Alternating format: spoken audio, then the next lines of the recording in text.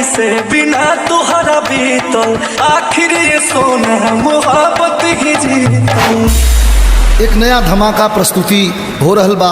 साल भर कैसे बिना तुहरा बीतल, आखिर ये सोना मोहब्बत ही जीतल।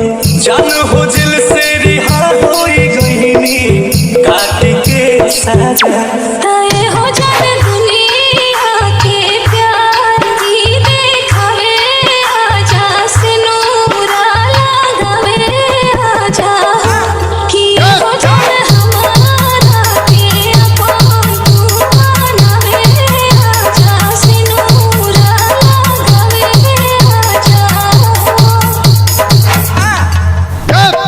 चंदन राज किंग। हमरे गाना का भाव कितनी सुंदर लिखल गई। कहनाम बा कवि काका फसाना भइल संगे गाना भइल, जब से मुजरिमी तोहर हो दीवाना भइल। जाने छोड़ो बात अब नहीं के साथ, देह सूखा पड़ल बात खो जाता साथ। बेरी बेरी तू याद पुराना का कर लू ताजा। तय हो जाने दुनिया के प्यार ई देखावे, आजा से नूरा लगावे, आजा कि हो जाने हमारा के अपन तू बनावे, आजा से नूरा लगावे, आजा। चंदन राज किंग।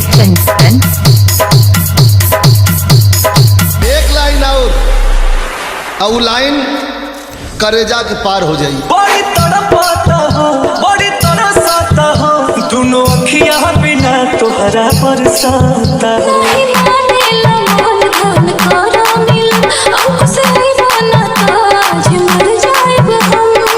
तोहरा बिना जान जी नहीं पई है, होश आ राजा।